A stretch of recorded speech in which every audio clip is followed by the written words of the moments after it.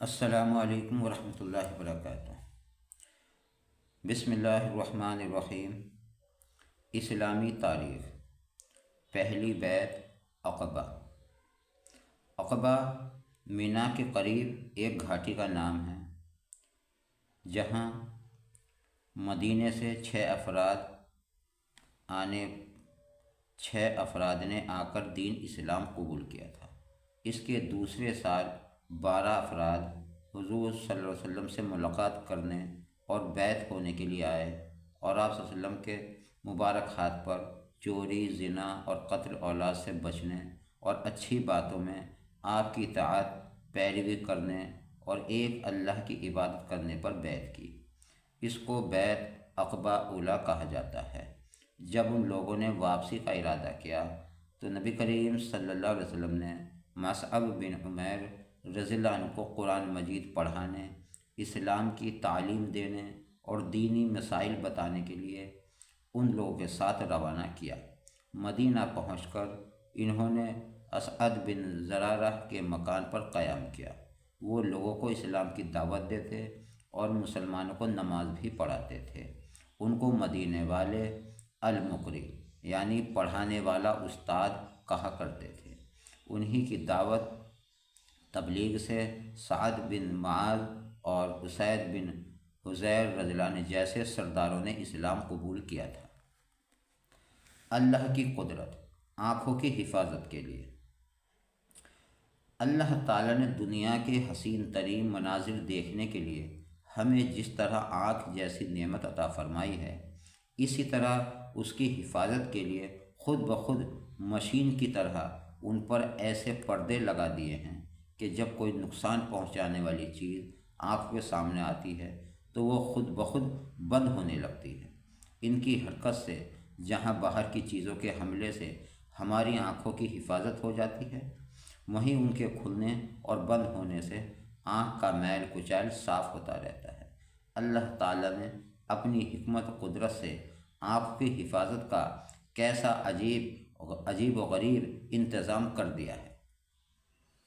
ایک فرد کے بارے میں نماز میں خاموش رہنا۔ حضرت زید بن ارقم رضی اللہ عنہ فرماتے ہیں، شروع اسلام میں ہم میں سے بعض اپنے بازو میں کھڑے شخص سے نماز کی حالت میں بات کر لیا کرتا تھا۔ پھر یہ آیت نازل ہوئی، وَقَوْمُ لِلَّهِ قَانِتِينَ۔ ترجمہ: اللہ تعالیٰ کے لیے خاموشی کے ساتھ کھڑے رہو، یعنی باتیں نہ کرو۔ پھر ہمیں خاموش رہنے کا حکم دے دیا گیا اور بات کرنے سے روک دیا گیا۔ فائدہ: نماز میں بات چیت نہ کرنا اور خاموش رہنا ضروری ہے۔ ایک سنت کے بارے میں رکوع سجدے میں انگلیوں کو رکھنے کا طریقہ۔ نبی کریم صلی اللہ علیہ وسلم جب رکوع فرماتے تو ہاتھوں کی انگلیوں کو کھلی رکھتے اور جب سجدہ فرماتے تو انگلیاں ملا دیتے۔ ایک اہم عمل کی فضیلت۔ کنواں کھدوانے کا ثواب۔